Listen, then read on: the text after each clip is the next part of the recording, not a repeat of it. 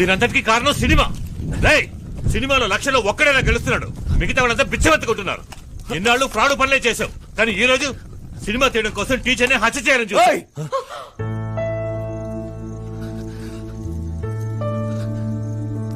అంతకుండా అంటున్నావు, నేను హత్య చేయడం చూసావా నువ్వు?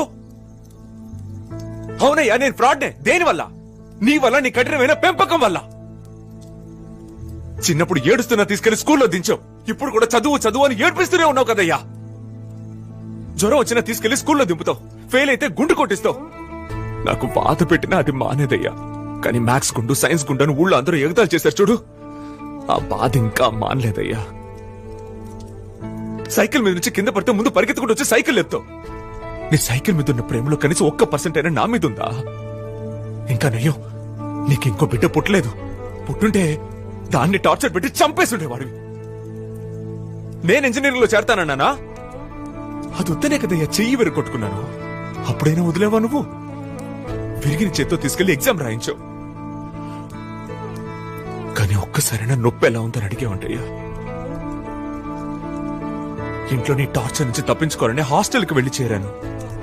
అక్కడ ఒక్క ముద్ద నోట్లో పెట్టుకోలేను. ఏదో ఒక రోజు తృప్తిగా అమ్మ చేతి వంట తిందామని వస్తే అప్పుడు కూడా ఎగ్జామ్ ఎప్పుడు మార్క్స్ నేను మాత్రం అడిగేవే తప్ప తిన్నావా అని ఎప్పుడైనా అడిగేవంటయ్యా. సినిమా కోరిక రాగానే తిన్నగా నీ దగ్గరికే వచ్చి చెప్పాను.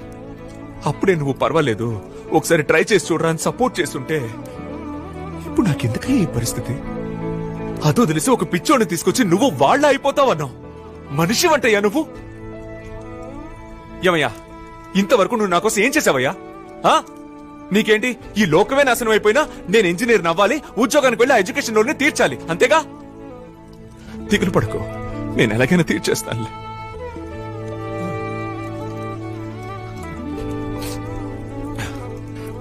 చూడు, నువ్వు సినిమాల్లో ఓడిపోయే 99,999 మందిని మాత్రమే చూస్తున్నావు, కానీ నేను గెలిచి ఆ ఒక్కడినే చూస్తున్నా.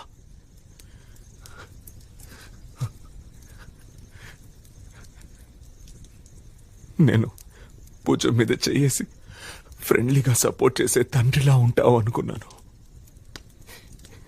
కానీ నువ్వు కనీసం ఒక్కరోజు కూడా నాకు తండ్రిగా కూడా లేవయ్యా.